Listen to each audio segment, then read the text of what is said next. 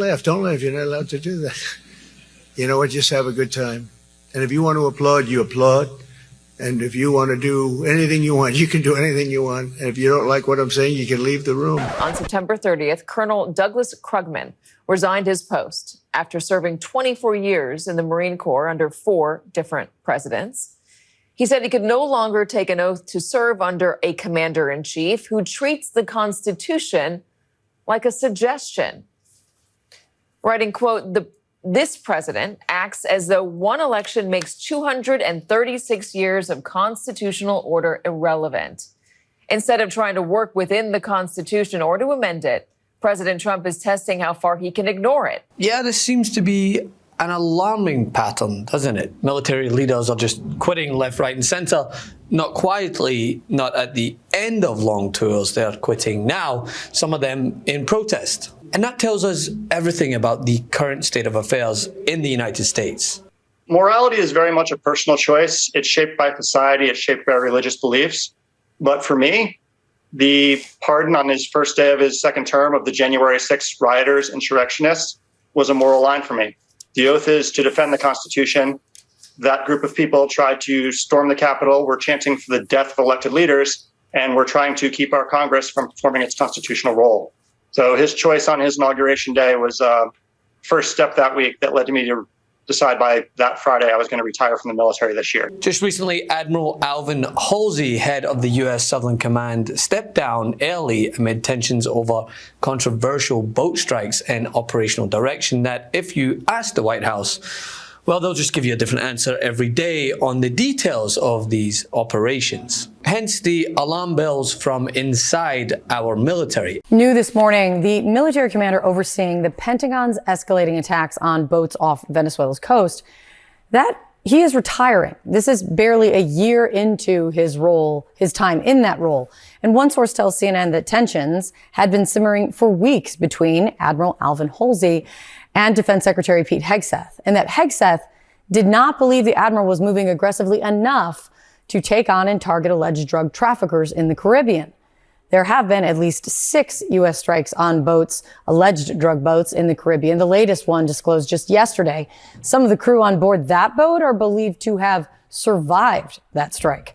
Also this week, President Trump confirmed that he is now authorizing the CIA to operate covertly inside of Venezuela, linked to all of this. But he did stop short of saying that the intent is regime change. Venezuela's president disagrees. Hamas. Never before had any previous government, since the CIA has existed, publicly said that it was sending the CIA to kill, to overthrow, and to destroy countries.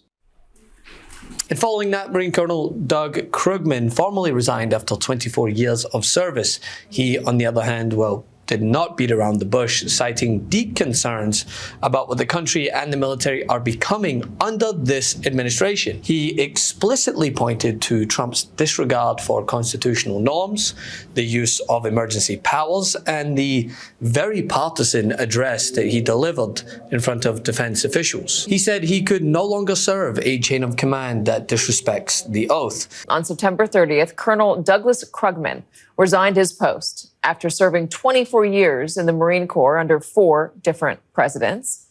He said he could no longer take an oath to serve under a commander-in-chief who treats the Constitution like a suggestion. Writing, quote, this president acts as though one election makes 236 years of constitutional order irrelevant. Instead of trying to work within the Constitution or to amend it, President Trump is testing how far he can ignore it. If voters and legislators cannot close the gaps in our laws to clarify the limits of presidential power, those who serve our government will continue to struggle. The next president of either party may continue us down this path toward collapse. Krugman wasn't retiring, he just chose to walk away, and he left conveniently September 30th of 2025, the same day that Trump and Secretary of Defense Hegseth delivered a speech to military leaders that was so grossly polarizing. Krugman called out that speech as a turning point. And I mean, Trump literally stood before the most respected military leaders and he just discussed using American cities as training grounds for the armed forces, something that Well, if you were to ask Mike Johnson, well, he'll perform Olympic-level verbal gymnastics avoiding that truth. Very important mission. And I told Pete, we should use some of these dangerous cities as training grounds for our military, National Guard, but military. Because we're going into Chicago very soon. That's a big city with an incompetent governor, stupid. They threw him out of his family business. He was so stupid. I know the family. He becomes governor. He's got money. Not money that he made, but he ran for governor, he won, and now he criticizes us all the time. And last week they had 11 people murdered, 44 people shot. The week before that they had 5 people murdered, 28 people shot. Every weekend they lose 5, 6. If they lose 5, they're considering it a great week. They shouldn't lose any. The president also said at the Pentagon yesterday that he wants American cities to be used as training grounds for the American military. Is this the highest and best use of the U.S. military, and is this the right way to train them? I don't serve in the Pentagon. I run the House of Representatives. And what we need to be talking about today is real harm that the American people are going to feel because of what Chuck Schumer is doing. Let me tell you what's going to be heard today. Well, hold on a second. As Speaker of the House, do you answer the question? As Speaker of the House, do you believe it's appropriate to use American cities as training grounds for the U.S. military, calling those people in the American cities the enemy within? I'm asking you, as Speaker of the House, do you think that's appropriate? I'm not going to comment on your characterization of what the president said. I didn't get to see that speech because I was a little busy yesterday. Well, you can take his quotes out of context, which you often do, and I don't think that's fair to the president. I'll tell you what he's done, though. He's put National Guard troops here in D.C. and cleaned up the crime problem. People can walk safely to and from work today because the president takes crime seriously. Some of the big mayors in some of these big blue cities are not, and I think that's probably what he was addressing there. But what we need to talk about right now, speaking of troops, is that they won't be paid right now because the Democrats are playing political games. FEMA is not going to be provided. FEMA services will not be provided that the government is now shut down. If you have flood insurance that you need to renew before the hurricanes come on, you can't do that right now. We have people, critical medical services for veterans and their families. I mean, suicide prevention programs. These are really serious issues that are being caused by the government shutdown. And we need the Democrats to put the politics aside and keep the engines running here. That's critically important for the American people. And it's stunning to me that they're willing to play games like this when they themselves have said, go watch the tape, throughout their entire careers, that this should never be done. But what does all this tell us? That experienced officers now see some commands not as just flawed, but morally untenable. It's a glaring indictment of the current administration. And honestly, it's not like we weren't warned, right? Kamala Harris stood before the country and told us how Trump spoke so highly of the way that dictators commanded their military.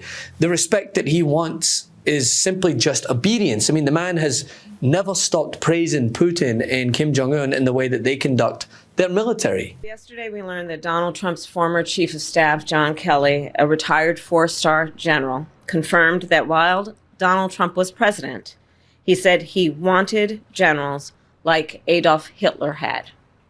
Donald Trump said that because he does not want a military that is loyal to the United States Constitution. He wants a military that is loyal to him. He wants a military who will be loyal to him personally, one that will obey his orders even when he tells them to break the law or abandon their oath to the Constitution of the United States. In just the past week, Donald Trump has repeatedly called his fellow Americans the enemy from within, and even said that he would use the United States military to go after American citizens. And let's be clear about who he considers to be the enemy from within.